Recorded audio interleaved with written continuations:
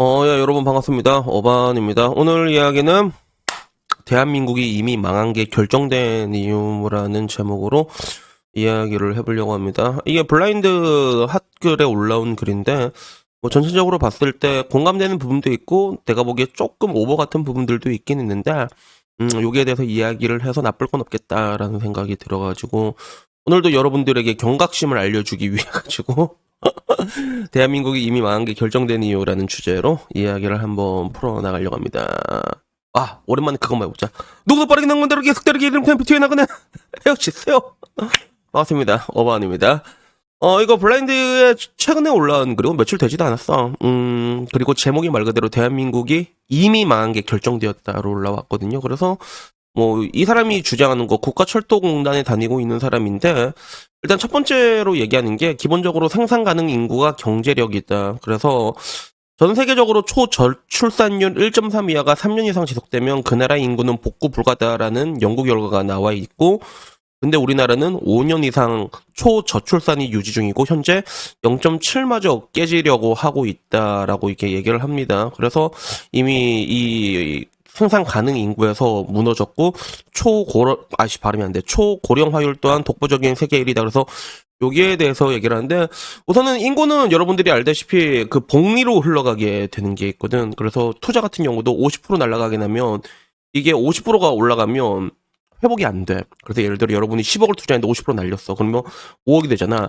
이게 50% 회복돼봤자 7억 5천이란 말이야. 그러니까 100%가 올라가야 되는 거거든. 그래서 기본적으로 인구 구조도 그래. 요거 보신 분은 알겠지만 남자 여자가 200명이 있는데 합계 출산율이 0.5가 나오잖아. 그러면 여기서 반반 나온다고 했을 때 남자 25명, 여자 25명 나오고, 또 여기서 0.5가 된다고 했을 때 그냥 두 세대 만에 200명이 12명으로 떨어진다는 거지. 그래서 애를 낳는 건 결국엔 젊은 사람들이 낳거든. 막 50대, 60대가 낳을 수가 없잖아. 그렇기 때문에 인구라는 건 이 하방 경직을 지키는 게 굉장히 중요한데, 그래서 지금 북한 김정은 봐도 막 1.7 무너졌다고 막 울고 막 그랬잖아. 근데 우리나라는 일본도 1.4 무너졌다고 막 난리 나고 그런데, 우리 뭐 1점이 깨지면 깨지노 알바노 이러고, 1 깨져도 깨지노 알바노 이러고, 0.7 내다 와 0.7도 없다 우린 지금 박수 치고 있단 말이야. 이거 되게 심각한 상황인데, 그렇기 때문에 이게 나중에 이제 이미 대한민국 어떤 경제학자들, 인구학자도 그랬잖아요. 이미 망했다고. 그런 얘기 하는 게 그런 부분에서 얘기를 하고 있는 게 있어. 그래서 여기서 근데 끝난 게 아니라 뭐냐면, 이제는 그런 뭔가 세금 같은 부분들 있지. 그러니까 결국엔 이렇게 인구 구조가 변하게 되면 생산 가능 인구가 떨어지는 것도 있고 세수도 줄어들게 되는데, 문제는 나가는 돈은 점점 많아지게 된다는 거지. 왜? 늙은이들이 많아지게 되다 보니까. 그래서 실질적으로 그런 뭔가 국가를 유지하고 있는 시스템, 우리나라 같은 경우도 뭐 이제 뭐 국민연금 여러 가지 있잖아. 뭐 국민연금, 뭐 이제 건강보험부터 시작해 여러 가지가 있는데, 그 중에 고용보험, 고용기금이 이번에 5년 만에 다 날라갔잖아. 실질적으로 코로나 한번 터지고 나서 싹 다 날라갔잖아, 그게. 그러니까 시스템이 무너진 건 한순간이라는 거지. 우리나라가 정말 강하게 있는 게 어떻게 보면 진짜 어떻게 보면 이제 건강보험이 대한민국이 정말로 잘 돼 있다고 볼 수 있는데, 근데 이런 것들도 나중에 시간이 지나게 되면 무너지는 게 한순간에 날아갈 수도 있다는 거고. 그리고 여기서 또 우려하는 게, 이제 보통 미국, 유럽 등 이런 식으로 이제 리쇼어링으로 자국으로 공장들을 끌어들이는데, 우리는 오히려 오프쇼어링으로 해외로 나가고 있다는 거죠. 그래서 실제로 뭐 현대차나 이런 데 보면 해외로 공장 짓고 있잖아. 그래서 현대차 엘러바마 공장에서 지금 엄청 많이 짓고 있거든. 실질적으로 엘러바마 주에 있는 거. 그래서 오히려 선진국에 가서 공장을 지었는데, 더 웃긴 건 뭐냐면 생산력이 더 높게 나와요. 그게 현대차 우리 옆에 있는 게 명품점인데, 명촌보다 더 선진국에 가서 이게 공장 지었는데 생산력이 훨씬 더 많이 나와. 임금은 더 적게 들어가고 있고요, 현대차가. 그래서 지금 이제 현대차 한 번씩 데모하는 게 뭐 때문에 데모하냐면, 해외 공장 짓지 말고 그걸로 데모하고 그러거든. 실질적으로 지들 불안하니까. 그러니까 이게 근데 비단 현대차뿐만이 아니라 지금 대한민국이 수출 드라이브 국가라고 볼 수 있는데, 생산기술이 해외로 나가 있는 게 점점 엄청 많아지고 있고, 그리고 얘네들한테 다시 한국으로 돌아올 계획 있냐? 옛날에 내가 뉴스 본 적 있거든. 돌아올 의향이 있다 2%가 나왔어, 실제로. 그러니까 공장들도 그냥 한 거야. 얘 퍽기로 다 나가고 이제 안 들어오는 거지. 그러면 사실상 공장이 해외에 있었고 해외에서 돌아가면 우리나라에는 뭐 결국에 뭐가 있겠냐고, 그런 부분들이 있는 거야. 그래서 이게 정말로 이제 힘들어진다라고 얘기하는 거지. 그리고 거기에 따라서 AI도 발전하게 되면 남아있는 한국 일자리들도 이제 결국 그런 로봇들에게 뺏기게 되고, 서비스업도 로봇이 지금 들어오고 있잖아. 뭐 서빙하면 요새 로봇들이 서빙하고 있잖아. 그러다 보니까 돈 없고 백 없는 애들은 로봇 도입을 못하는 몸 쓰는 저임금 일자리밖에 할 게 없게 되고, 그리고 올해 법인세 개정까지 해서 앞으로 삼성 같은 대기업이 해외에서 돈을 왕창 벌어도 우리나라에는 법인세를 안 내도록 바뀌었다, 뭐 이런 식으로 얘기를 하더라고. 그래서 앞으로 국가 세수도 엄청 감소하겠고, 결국에는 그래서 다 엿된 거다. 요즘 부자들 자녀들 대부분 원장 출산해서 낳는 게 다 이유가 있는 거다라고 얘기를 하면서 한국은 망했다 이럽니다. 한국은 이제 망했다, 헬조선이다. 얘네들 다 도망가고 나면 이제 남아있는 서민층, 빈곤층들은 자기 머릿수에 몇 배나 되는 그런 할아버지들을 세금으로 부양해야 한다, 뭐 이렇게 얘기가 와서 이미 망한 게 결정되었다라는 글을 올렸거든. 일단 전체적으로 봤을 때는 뭐 전체적으로 봤을 때는 틀린 말은 없어. 약간 좀 다른 말도 있긴 있는데, 우선은 사람들 반응 보자면 그런 거야. 문재인 시나리오대로 가고 있다 이러니까, 야 이거는 국힘당 시나리오잖아. 부자를 더 부자로 만들어주는 낙수 효과. 이래서 이 사람 현대자동차인데 이 사람 닉네임이 계속 나오더라고. 그러니까 밑에 애들 좌파들이 생각하는 거랑 똑같네라고 얘기하고, 오히려 그 현차 보면서 야 쟤 현차 생산직인 것 같다, 요런 이야기. 문재인 욕이 굉장히 많았어. 그래서 돈이나 모아라 라는 얘기가 있으니까, 야 워낙 쓰레기 될 건데 왜 모아, 달러랑 엔화 챙겨라. 그러니까 밑에, 야 달러랑 엔화는 돈이 아니었노 이런 이야기도 있고 이미 전성기는 날아갔고 냄비에서 읽는 개구리다. 그리고 대한민국 망했다는 얘기는 참 오래전부터 들은 것 같다, 식상하다라고 얘기하니까 그 밑에 0.7은 진짜 망한 거야 라는 거. 좋아요 보면 많고 그래. 그래서 뭐 그 와중에는 이거를 한방 해결하는 방법이 딱 두 가지뿐인데, 이민이랑 통일을 한 건데, 통일 이렇게 얘기했는데 한국철도공사 진짜 빡대가리 많은 것 같네. 이거 이민 통일 둘 다 안 됩니다. 이민은 어차피 열어야 돼. 근데 막상 한국에서 일하는 사람들도 한국에서 애를 안 낳습니다. 엿 같아가지고 안 낳는 게 첫 번째. 두 번째, 통일한데 통일은 더 말도 안 되는 얘기지.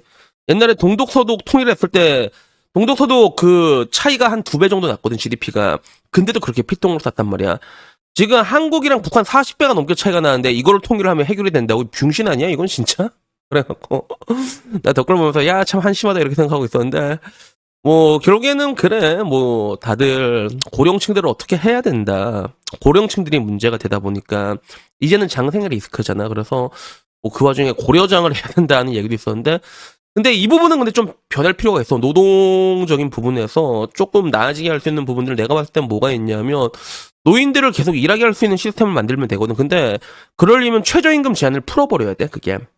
그러면 충분히 가능해. 그래서 여러분 일본 같은 데 보면, 일본에서 할아버지들이 없어갖고 가게가 많은 경우가 있거든, 돈가스 집이나. 그게 왜 그러냐면, 노인들이, 여러분 혹시 뭐 일본 드라마 같은 거 보면 알겠지만, 일본도 법정 최저임금이 막 있단 말이야. 시도 이게 다 달라. 뭐 800엔, 900엔, 1000엔인데, 할아버지 할머니들이 와갖고 내 시간당 300엔만 줘도 일할게 막 이러거든. 이렇게 쇼부를 치거든.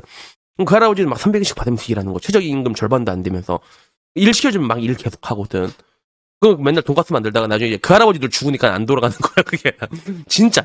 그래서 할아버지들이 지금 이게 갈 만한 데가 경비밖에 없는데, 경비도 이제 엄청 치열해질 거 아니야. 그러면 좀 노인들의 노동력을 좀 헐값으로 이렇게 쓸 수 있는 그런 좀 유연제로 만들면, 그러면 이거는 조금 더 굴려 먹을 수 있지 않을까? 그래서 이건 내가 악독한 게 아니라 앞으로 굴려 먹어야 돼. 어떻게든 할아버지들 살게 해야 된다니까. 그래서 이런 것들은 법적으로 좀 개선을 하면 좀 여지가 내가 보기엔 있는 부분들도 있고, 그리고 뭐 제인이 형 욕하는 게 되게 많았어. 그래서 문재인의 결과물이다 그러니까, 어디서 이런 지령 내려왔나, 국힘당이 노인 몰표 나온다는 건 알고 있냐, 이래서 이 현대정치 아까 그 사람이랑 똑같거든. 근데 지령은 원래 현대차 여기 민주노총 있잖아, 얘들이 받는 게 지령이야. 실제로 지령 내려왔잖아. 그러니까 거짓말은 진짜라니까. 민노총 간첩단 북지령문에 걸린 암호에서 실제로 민노총 간부들 잡혀가고 있어 지금. 현차 여기 노조들 보면 맨날 데모하고 있거든, 윤석열 막 욕하면서. 근데 여기 꼭대기감이 연결돼 있다니까. 옛날부터 연결이 있어도 민주노총은 이런 북한 간첩이랑 연결돼 있었단 말이야. 그러니까 얘네들 지금 보는 애들이 실제로 정직원들이라고 보면 돼. 근데 그나마 다행인 게 옛날에 비해서는 좀 힘이 많이 약해진 것 같아. 이 세금 다 끊어가지고 그런 것 같기도 하고. 그래서 뭐 결국에는 그래, 이미 복구가 불가능하다. 그러니까 그냥 해외 주식 많이 잘 사가지고 자본 소득으로 한국으로 가져오는 게 유일한 방법 같다, 뭐 이런 얘기도 있어. 그래서 어떤 종목을 투자를 하시나요? 이런 얘기도 나왔는데, 뭐 결국에는 그 와중에서 법인세 개정을 잘못 알고 있다. 어차피 지금 기업들도 국내로 돈을 안 들여오기 때문에 법인세를 안 내려고, 그래서 해외 유보금을 들어오게 하려고 법인세를 개정한 거다라고 해서, 이 부분은 내가 아직 정확하게 몰라가지고 뭐라고 얘기는 못 하겠는데, 세금 같은 부분에 대해서도 그런 게 있거든. 그래서 어떻게 보면 이게 얘기하자면 되게 길어. 그러니까 옛날에 미증시가 존나 많이 올랐던 게 송환세를 폐지해서 그렇거든. 송환세라는 게 뭐냐면 방금 이 말한 거야.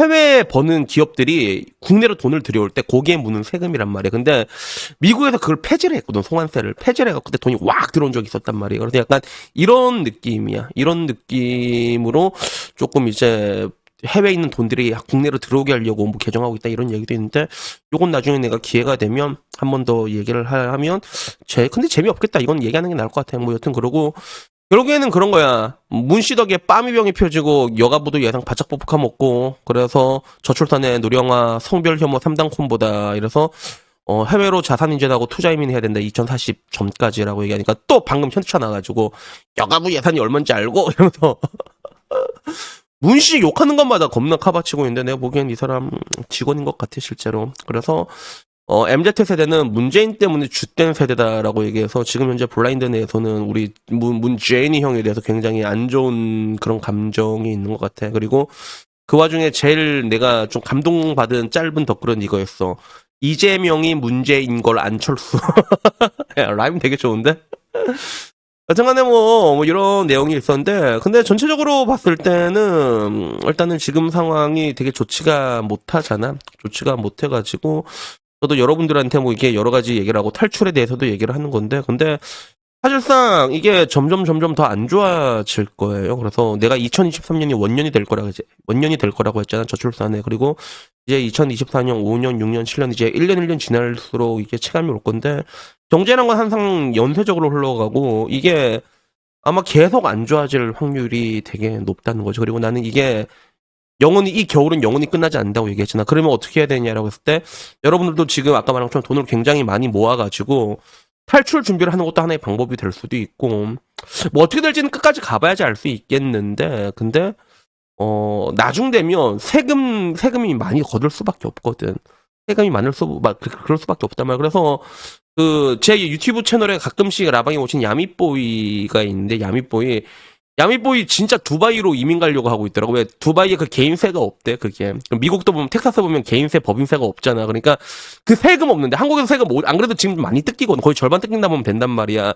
야미보이 정도 되면. 근데 그만큼 뜯길 바에 그냥 딴 데 가는 게 낫겠다. 이래서 이 게임이 탈출 러쉬를 이미 준비하고 있는 사람들이 되게 많아. 그래서 뭐 탈출 방법에는 뭐 여러 가지가 있긴 있는데, 뭐 가장 무난한 건 일단 투자 이민이겠지, 그치? 투자 이민이라던가 아니면 뭐 기술 이민이라던가 아니면 나처럼 뭐 디지털 노마드를 하던가 뭐 여러 가지 방법이 있긴 있는데, 근데 이제는 아직까지는 시간이 있어, 내가 봤을 때는. 근데 정말로 아까도 말한 것처럼 2040년까지 됐을 때는 이게 10년이 지나고 났을 때는 얼마나 안 좋아져 있을지 이게 저도 잘 그려지진 않는 것 같아요. 그래서 여튼간에 뭐 누누이 내가 옛날부터 계속 말했지만 이제 이미 좆된 건 확정된 거야. 알았지? 좆되는 거는 이미 확정된 거니까 각자 알아서 잘 준비하시고, 그리고 뭐 그거 말고 뭐 딱히 할 말이 없는 것 같아. 그래서 우리가 알고 준비를 하는 것과 모르고 준비하는 건 굉장히 차이가 있잖아. 그러니까 여러분들한테는 내가 항상 말하지만 여러분들이 생각하는 거 그 이상으로 되게 가혹하게 올 거거든요. 그러니까 각자 준비 잘 하시고, 나중에 시간 지나서 뭐 내가 어디에 있을진 모르겠어. 아마 내 생각으로는 나는 아마 베트남 아니면 일본으로 가 있을 것 같아. 지금 당장 생각했을 때는 베트남, 일본 아니면 말레이시아, 아마 이 셋 중에 하나에 있지 않을까. 뭐 개인적으로 좀 먼데 가고 싶으면 좀 먼데 가고 싶기도 하거든. 뭐 이제 조지아라던가 이런 데도 뭐 생각이 있긴 있는데. 근데 뭐 이제 뭐 지금 당장은 그러니까 뭐 어떻게 될진 잘 모르겠는데, 참 이렇게 얘기하면서도 뭔가 좀 구슬프다. 뭔가 마치 조국을 두고 떠나야만 하는 이런 느낌이 있잖아. 뭔가 좀 구슬프다는 그런 생각이 듭니다. 그래서 어떤간에 뭐 오늘 이야기는요 여기까지고요. 그래도 중간중간에 분명히 이것들을 상황을 좋아지게 할 수 있는 시그널들은 여러 가지가 있거든. 내가 아까 말한 것처럼 뭐 법적인 부분들을 조금 더 유연하게 바꾸는 방법도 있고, 그런 것들이 분명히 효과는 볼 수 있고, 그리고 우리는 언제나 그랬듯이 늘 답을 찾겠지만, 근데 지금 현재로서는 이미 주어된 게 확정된 거다에 대해서는 저 역시 동의할 수밖에 없는 것 같습니다. 그래서 여튼 오늘 이야기는 여기까지고요. 다음에는 조금 더 재밌는 이야기로 찾아뵙도록 하겠습니다. 이상입니다. 감사합니다. 야옹.